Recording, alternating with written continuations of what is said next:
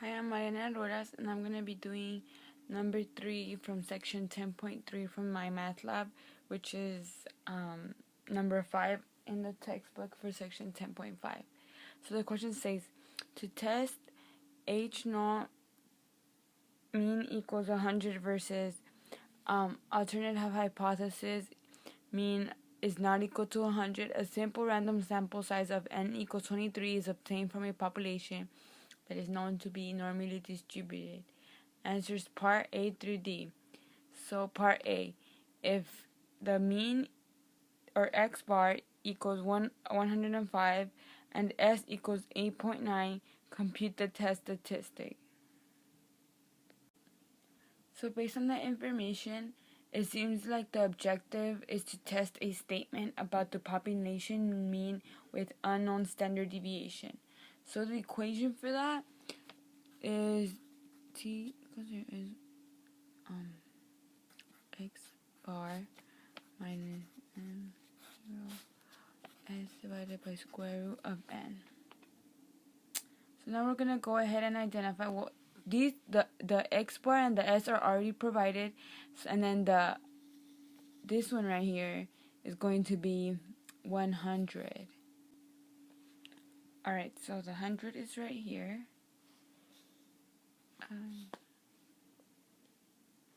And for the n is going to be 23.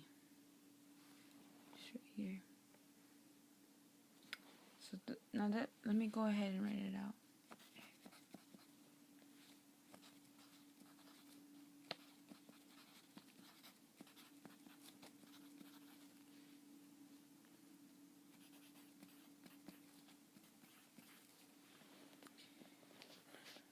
Alright, so I'm gonna go ahead and plug this into the formula, which is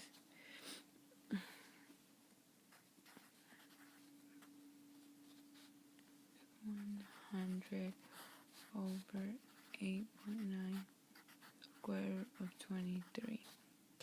So 105 minus 100 is 5, and 8.9 divided by square root of 23. We'll go ahead and get that right now in the calculator. Alright, so I went ahead and did that. I divided 8.9 by the square root of 23, which is 1.856. So I divide 5 by 1.856, which gives me 2.694. And that's going to be our test statistic. Alright, so for question B, it asks, if the researcher decides to test this hypothesis at the alpha equals 0.01 level of significance, determine the critical values. Alright, when we're trying to get a critical value of a level of significance, we're going to go ahead and divide the level of significance by 2.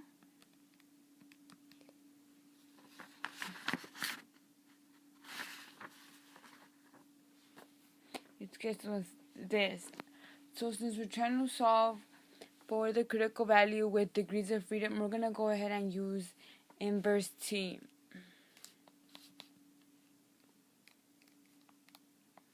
And for our degrees of freedom, it's the sample size number minus 1. So the sample size number is 23. So minus 1 is 22. And this is our critical value to the left. So then if it's going to be to the right, it's going to be positive. So it's going to be both negative 2.819 and positive 2.819. So for part C, it says dry T distribution that depicts the critical regions. Which of the following graph shows the critical regions in the T distribution? So we're going to go ahead and do a T distribution chart.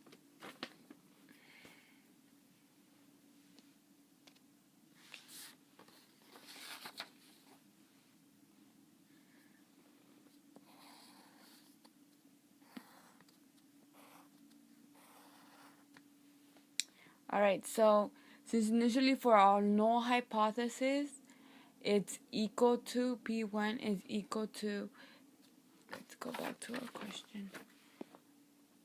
Mean is equal to 100, so then in our alternate hypothesis, the mean is not equal to 100. So since it's not telling us whether greater than or less than, it's going to be a two-tailed test. So just you're going to know it's like this. And then we're going to go ahead and label the critical values that we got earlier. So this is how our graph is going to look like. So now for portion D, would the researcher reject the null hypothesis?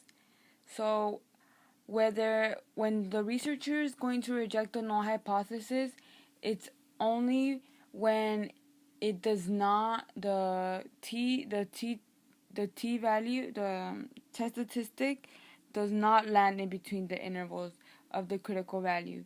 But in this case, it does land. So 2.694 lands in between negative 2.819 and 2.819. So therefore, there is not sufficient evidence for the researcher to reject the null hypothesis since the test statistic is between the critical value.